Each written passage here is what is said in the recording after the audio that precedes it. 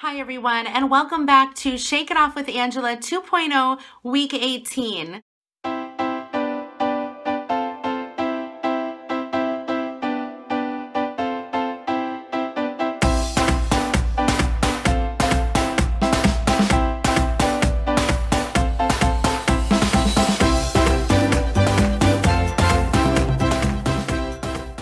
So how has everyone's week gone? My week this week for week 18 was extremely stressful. I had a lot of stressful things going on at home, at my mom's house, also at work. There was just literally stress factors happening all over the place. And you know, like when you feel like things are just kind of like coming at you and like trying to pound you down and they're coming from every single direction. That's kind of how I felt this week. And you know, what's so weird is that I didn't really like I meal prepped and stuff last week, but I was so stressed out that I feel like I ate less than what I kind of would have liked to eat, I guess. And definitely exercise less too. I didn't exercise at all this week. I didn't do a thing. I didn't go to the gym. I didn't swim. I didn't do anything. And this week I still lost a total of 3.2 pounds, which brought my grand total to 43.6 pounds. But it's so weird because this week with this weight loss, I feel like it's really like not, I mean, I guess any weight loss is, you know, a reason to celebrate in my book, but it's just not the type or kind of way about doing things, but it's just not the, I guess the way, the road to get there this week was not as healthy as I would have liked it to be.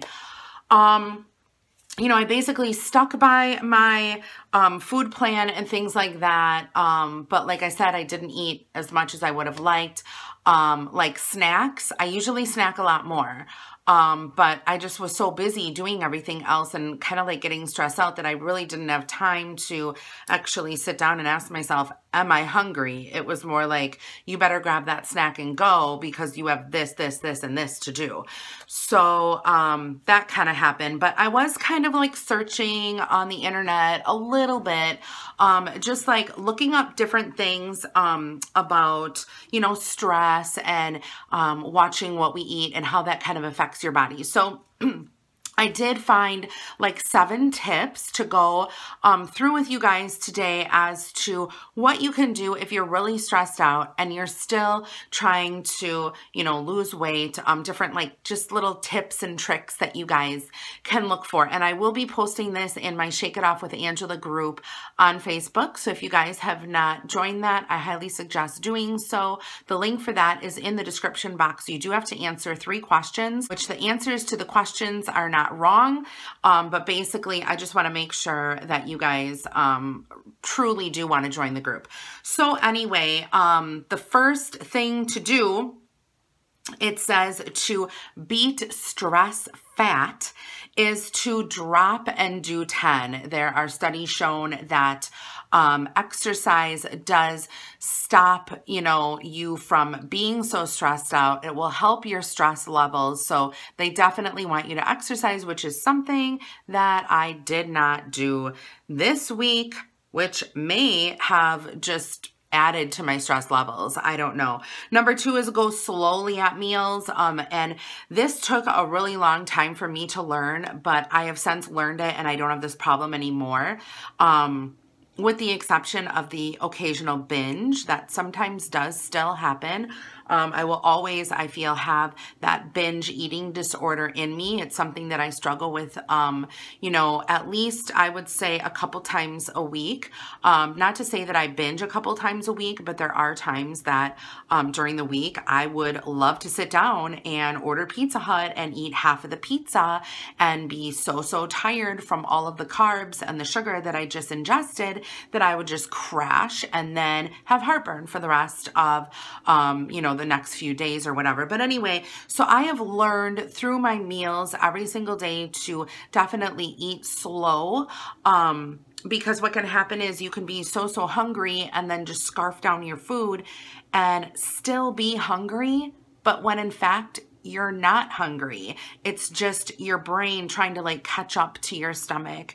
And it takes a while for your stomach to, you know, send a message on up to the brain and say, hey, we're full, we don't need any more. But your brain is saying, no, you need more sugar, you need more carbs, you need more protein. And, you know, you continuously shove food down your throat and then you end up the size I am. So anyway, go slowly at your meals. It really does help. Number 3 was kind of a hard one for me. It says stop strict dieting. Now you guys know that I meal prep and I am pretty strict on, you know, what I eat and when I eat it. But I'll just read kind of what they have down here. They say, it's ironic, but research shows that constant dieting can make cortisol levels rise as much as 18%. In addition, when your cortisol levels spike, your blood sugar goes haywire, first rising, then plummeting. This makes you cranky and, you guessed it, ravenous. When your brain is deprived of sugar, its main fuel, self-control takes a nosedive and your willpower doesn't stand a chance. So I don't know. I still have a hard time with that one because I am so like by the book, like you get a certain amount of calories per day and, you know, try not to go over and this and that. But that's just one that they have listed. Number 4 is give into cravings a little bit. I kind of did that this week and I still lost weight. When I went to my mom's house and I was helping her out this week, she had some little pieces of candy and I thought to myself, you know what? I'm going to eat some. I'm not going to eat the whole bowl, but I'm going to have a few pieces. And I did. So it says when stress drives you towards something sweet or salty, it's okay to yield a little. It's much better to indulge in a small way and cut off your cortisol response before it gets out of control. Have a piece of chocolate and you will feel better. Just stop at 1. Well, I stopped at 2, but whatever. Number 5 was really interesting for me. It says no caffeine. Next time you're under distress, choose decaf. When you combine stress with caffeine, it raises cortisol levels more than stress alone. In one study by the University of Oklahoma, consuming the equivalent of 2.5 to 3 cups of coffee while under mild stress boosted the cortisol by about 25%, and it kept it up for 3 hours. So that is kind of scary. Number 6 is power up your breakfast. And in power up your breakfast, they just wrote down deficiencies in B vitamins, vitamin C, calcium, and magnesium are stressful to your body. And these deficiencies lead to an increased cortisol level and food cravings. But you can fight back by eating breakfast that is high in these nutritions. They suggest OJ Simpson. Oh my God. Yeah. Okay, whatever. A grapefruit, a large handful of strawberries to supply the vitamin C, 6 to 8 ounces of low-fat yogurt, which contains calcium and magnesium, and a whole grain bagel or toast with a bit of peanut butter. So there's that. And number 7 is sleep it off.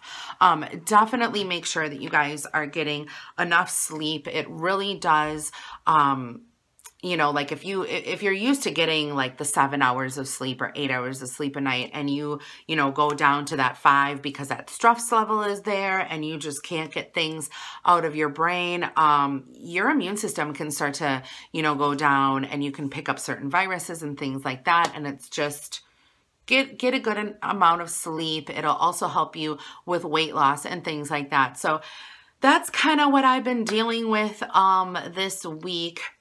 I'm going to go to my mom's today. I'm actually recording this a day early. So I did weigh myself a day early. I may still weigh myself on Sunday. This video is going up on Monday and I'm recording on Saturday. So I weighed myself Saturday morning. I still may weigh myself on Sunday morning and record it in the MyFitnessPal app. So I know a few of you guys have started following me in the MyFitnessPal app. Go ahead and follow me if you guys want. You will get, you know, you'll be able to see everything that I eat throughout the day and my calorie count and my weigh-ins and everything. So if you guys are interested, go and do that. But other than that, I mean, that's pretty much it for this week. I'm going to try to follow some of these steps and de-stress. And yeah, I will see you guys all next week. And I hope everybody has a great, healthy week. And God bless y'all.